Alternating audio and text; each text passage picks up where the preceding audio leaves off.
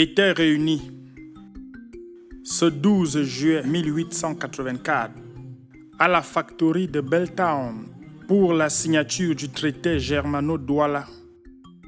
Nachtigall, Buchner, Schulz, Edward Worman, Edward Schmidt, Voss, King Bell, King Aqua, Jim Equala et tous les chefs de Douala Town. Je n'ai qu'une seule parole. Ma seule exigence, c'est de signer comme King Dido. C'est tout. Là, vous allez changer complètement l'ancien ordre social. Qu'est-ce que tu croyais qu'on allait faire ici? Equala est toujours le sous-chef de King Aqua. Là, tu vas faire de lui son égal. Nous, sous-signés, les rois et chefs indépendants du pays appelé Cameroun, situé sur le fleuve Cameroon River, entre les rivières Bimbia au nord et Kwakwa au sud, et jusqu'à 4 degrés sud de latitude nord, avons, au cours d'une assemblée tenue aujourd'hui dans la factory allemande sur le rivage du roi Aqua, décidé volontairement ce qui suit. Mes amis, vous savez tous très bien que nous devons trouver un accord avant l'arrivée des officiels. Eh bien, c'est pour bientôt. Alors j'espère que vous, mes meilleurs amis, vous n'allez pas me décevoir. Et comment? Vous savez que je dois me contenter, dans tous les cas, du même montant que Bell, bien que je doive le partager avec beaucoup plus de monde que lui. Hé, grand frère, parce que tu allais partager quoi avec qui? Puisque tu vas partir pour doter d'autres nouvelles femmes. Nous abandonnons entièrement en ce jour nos droits de souveraineté, la législation et l'administration de ce pays nôtre à M. Edward Schmidt, agissant au nom de la firme C. Worman, et à M. Johannes Voth, agissant au nom de Jensen et Tomalen, tous à Hambourg, et commerçant depuis de nombreuses années sur ce fleuve. La législation et l'administration de ce pays avec les restrictions suivantes. Nous sommes les rois et les chefs de Cameroon Rivers, Tilani Kadifapa. Sous réserve des droits de tierces. 2. Sous réserve que tous les traités d'amitié et de commerce faits auparavant avec d'autres gouvernements étrangers gardent toute leur vigueur. Qu'en est-il du Dash? 3. Que les terrains cultivés actuellement par nous à présent, ainsi que les emplacements où sont bâtis nos villages, demeurent la propriété de leurs propriétaires actuels et de leurs descendants. 4.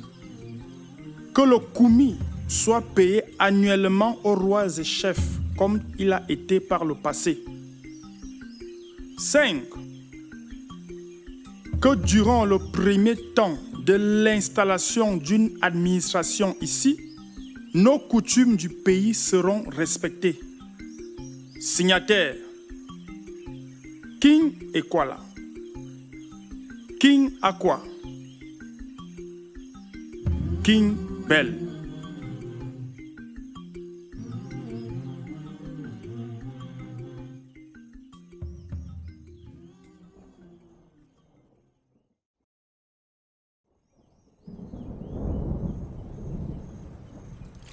Dommage, King Bell, que vous n'ayez pu me rendre visite cet après-midi. Aussi, me suis-je permis de renouveler mon invitation. J'étais chez Dika, quoi. Et je lui ai parlé de votre offre. Vous savez que nous avons presque les mêmes problèmes. Et je lui ai parlé de votre grand empereur, avec son armée si disciplinée. plus qu'il voulait relancer nos anciennes requêtes auprès de sa gracieuse reine. Plusieurs fois, nous avons sollicité la protection de l'Angleterre.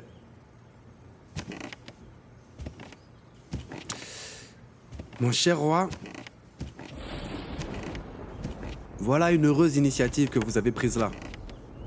Je craignais déjà que vous parliez de la marchandise que j'avais gardée expressément pour vous, Majesté. Pour vous. Et pour vous seul. King Bell est mon neveu. Et puisque vous l'appréciez, sachez qu'on n'est pas obligé de faire la même chose que vous.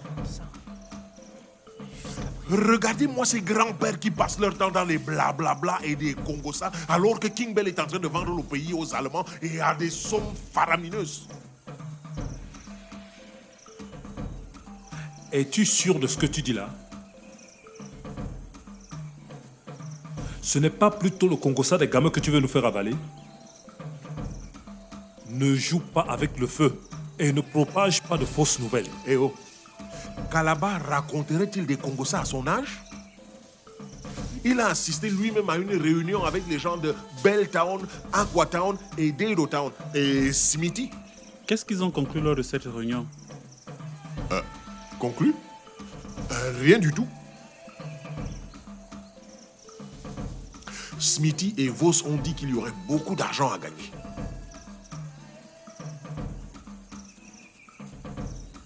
Seulement quand Dika Aqua et King Bell ont voulu savoir combien, Smithy a commencé à tourner autour du pot sans rien dire de concret, seulement à vanter l'armée prussienne.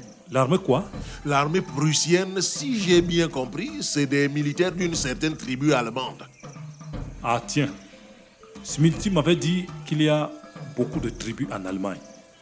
Et cette armée, qu'est-ce qu'elle a de particulier? Semble-t-il, beaucoup de gros canons et des soldats tellement disciplinés qu'ils exécutent tout ce qu'on leur demande. Eh bien, si tel est le cas, on pourra au moins espérer que King Bell n'aura jamais le moyen de les commander. J'en doute fort. Les Blancs ne pourront jamais donner un tel instrument aux indigènes. Tu fais comme si tu ne connaissais pas les Blancs. Et en ce moment, Ndumbe Lobe et Smithy sont comme des frères jumeaux. Toujours ensemble, quand il faut préparer un mauvais coup à quelqu'un. Ah non! Je ne ferai pas laisser un si grand filon entre les mains de Dicampondo. Et j'ai fait signer tous les chefs et tous les sous-chefs. Mais vous avez bien fait. Jamais je n'aurais osé m'adresser à une autorité qui vous est en quelque sorte subordonnée, mon très cher roi. Mais vous dites que Dika Aqua veut relancer la reine d'Angleterre? Oui, vous savez, heureux qu'il est, il croit pouvoir s'en sortir avec une protection un peu plus lourde qui lui donnerait un peu plus de poids. Pour les autres chefs, ne vous en faites pas. Ils signeront le traité. Je vous fais entièrement confiance, Majesté. Mais la question de Hickory Town reste. Ce n'est pas un problème. Je suis roi de leur prison. Et il me doit obéissance. Je signerai le traité au nom de Hickory Town. Il semble que Smithy attend le représentant de l'empereur pour très bientôt. Et vous, qu'est-ce que vous allez faire dans cette affaire-là? Là, tu me demandes beaucoup. Il semble que cela crée beaucoup de problèmes dans la famille. Smithy exige que tous les chefs signent. Donc, toi, tu vas signer avec les autres? Qui, moi? Oui, toi. Tu veux que ce soit qui d'autre? Je ne vois aucun intérêt. Et si Kalaba t'y oblige? Est-ce que lui-même est d'abord convaincu? Hein? Maintenant, tu réponds à mes questions par des questions. Hé, Lord Prison, ce n'est pas toi qui m'as dit de ne pas me mêler de votre pourriture politique. Et maintenant, tu me demandes de prendre les initiatives qui dépassent de loin ce que je comprends. Vous voulez finalement que je fasse quoi? Eh bien, toi, on te connaît assez, comme quelqu'un qui n'obéit à personne. Mais qu'est-ce que j'ai encore fait de mal? Excepté peut-être au vieux Calabar, et encore. Et tu vas maintenant accepter qu'on appelle les imbéciles, qui vont te faire marcher avec leur armée. Comment disais-tu? Prussienne. Voilà, c'est ça, prussienne.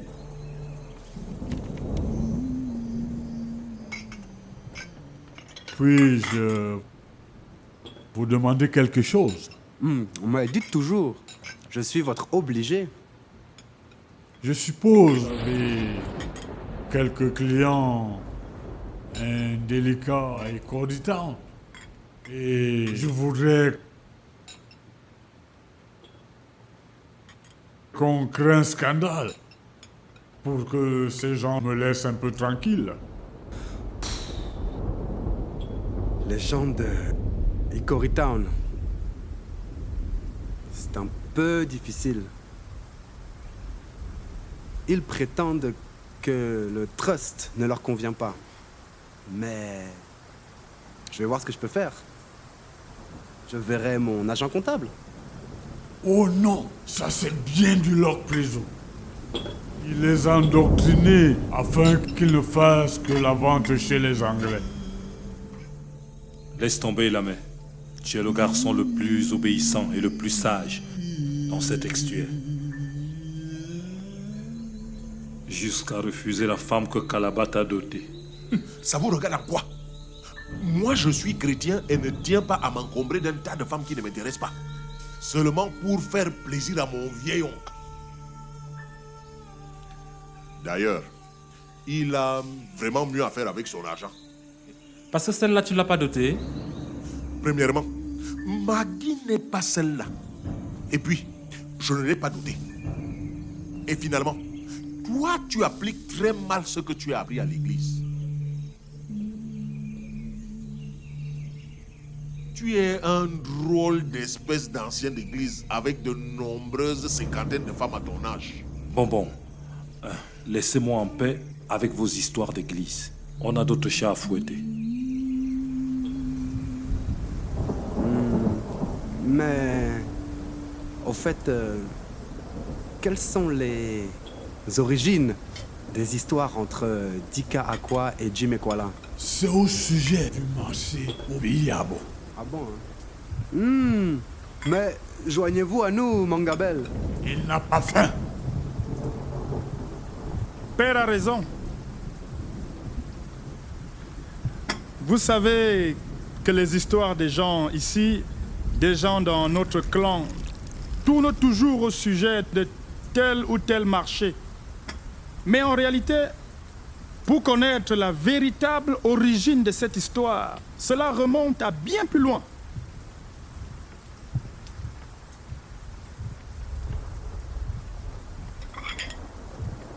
Et le vrai problème dans tout ça, c'est quoi? C'est que Jim Ekwala ne témoigne pas assez de gratitude à Dick Ampondo du fait qu'il a fait chef de son clan à un très jeune âge. Ça mérite de la gratitude. Je veux dire, c'est Dika Akwa qui a fait de lui le chef de Dido? Non, vous n'y êtes pas. Il allait tôt ou tard devenir chef de Dido, mais pas à cet âge. Ces histoires viennent de bien plus loin. Voilà une histoire qui semble très intéressante. Laissez-le continuer. En fait, Jim Ekwala n'a jamais pu digérer. C'est le fait qu'on l'ait obligé à assister à l'exécution de son père, Charlie Dido. Comment? On a exécuté son père? Il était condamné pour quoi?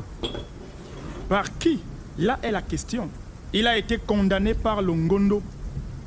Le Ngondo, c'est qui? C'est notre tribunal populaire. Oui, non, je veux dire... Il était condamné pour quoi? C'était un criminel? Lui, non. Le problème, c'est qu'il prenait trop au sérieux son rôle de chef de tribu. Quand Père et King Aqua avaient demandé, comment vous dites, l'extradition du neveu de Charlie Dido, lui était un vrai fou dangereux. Il avait incendié une maison avec toute une famille réunie à l'intérieur. C'était pour une histoire de vengeance sur une autre histoire. Bref, Charlie Dido a protégé son neveu. Voilà son grand crime. Quelle histoire? Et on a tout fait. On ne pouvait plus retenir la foule en furie, hein? Je suis sûr qu'on a vraiment tout fait. C'est cela que j'ai appris quand j'étais à Bristol. Donc cette histoire est assez ancienne, si l'on considère l'âge de Jim Equala. Il n'est plus tout à fait jeune. N'est-ce pas, Père? Il y a des gens très rancuniers par ici. Ces histoires-là, tu ne les connais pas.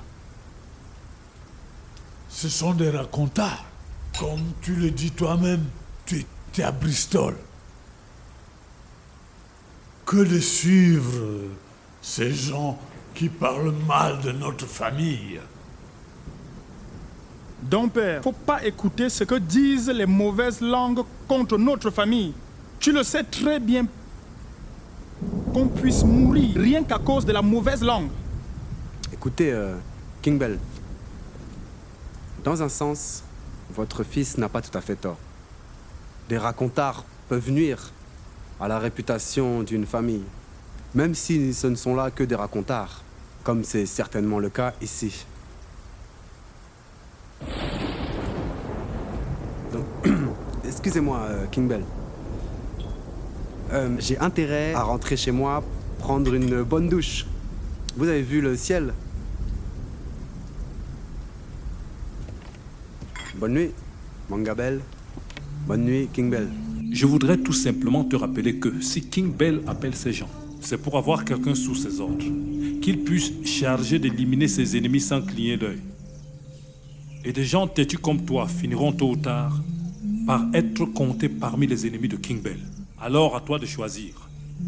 Garder ton indépendance ou empocher le dash faramineux, dont personne ne connaît le montant. Mais je vous aurais fourni des informations si j'étais dans leur camp. Bon, ça va. Tu es un bon garçon. On te fait confiance. Ah, va pour tes flatteries. Maintenant, je suis le bon garçon, alors que tout à l'heure, j'étais la tête brûlée. Vous faites ce que vous voulez. Moi, je rentre. C'est exactement ça. Ta Maggie va finir par s'inquiéter. Et toi, elles sont une cinquantaine. Mais certainement, il n'y aura aucune qui s'inquiète pour toi. Bye bye. Laisse-le. C'est un brave garçon, malgré sa grande gueule.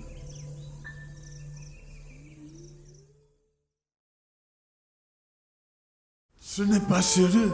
Tu ne devais pas parler des histoires qui concernent la famille devant Simiti. Une affaire passée par Longondo. Tu trouves que ça reste encore une affaire de famille? Pas devant Simiti. Ah oui. Ton grand ami Smithy. Je crois que tu devrais vraiment éviter d'être complètement dépendant de ce petit hypocrite.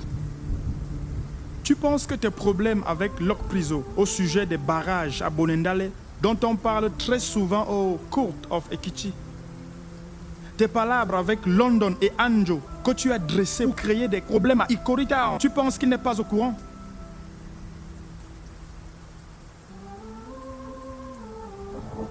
Tu es jaloux. Tu es un inconscient. Lui, Simiti, je crois qu'il est sérieux. Tu crois que tu es sincère plus que lui? Tu es mieux que lui? Moi, jaloux de Smithy. Il a quoi pour que je sois jaloux de lui? Sa petite taille là, sa tête brune, son comportement louche et mesquin, sa peau blanche peut-être, J'ai vécu assez longtemps dans leur pays pour estimer à la juste valeur ses qualités. Il arrive ici, il joue au grand monsieur, parce que vous pensez qu'il est supérieur à vous. Mais Lok Priso, il est chez lui à Bonendale. Je ne suis pas chez moi ici. Je ne suis peut-être pas chef.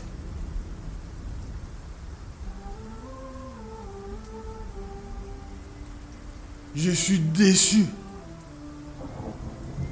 d'avoir engendré un fils qui ne connaît pas ce qui est bien pour lui. C'est ça, père. N'oublie pas que tu as une très grande famille. Réfléchis très bien avant de te lancer dans une autre palabre avec ton oncle Lok Priso. Ton poison, ton indiscrétion, sont indignes de toi. Tu te comportes comme un bâtard. Tu n'as pas droit d'avoir une part d'héritage dans notre clan. Tu es un bâtard. Hors de ma vue.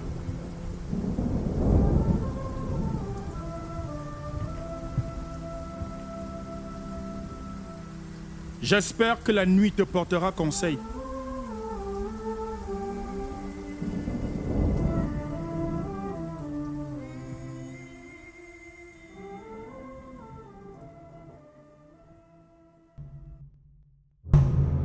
Chakinumbe, viens ici.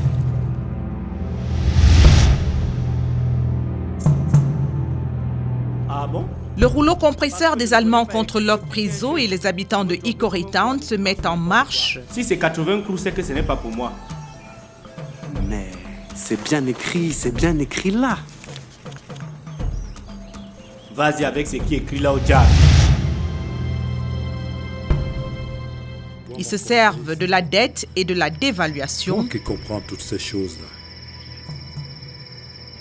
as-tu réfléchi à tout cela? Il faut monter la pression contre les habitants de Hickory Town, une pression qui atteint Lok Priso qui doit désormais organiser sa défense. L'Europe connaît des problèmes. Et vous venez baisser le prix de l'huile chez nous les nègres. Ça, c'est la meilleure.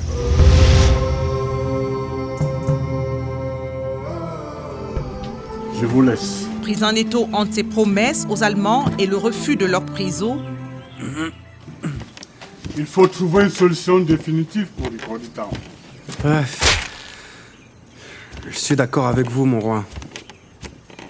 Il faut briser ce prétentieux de Lok Priso. King Bell met en place un plan diabolique qui arrange les Allemands. Juste 2 minutes pour lui apporter ce petit présent. Si votre père refuse de vous voir, cela ne veut pas dire qu'il ne veut voir personne. Mêlez-vous de ce qui vous concerne.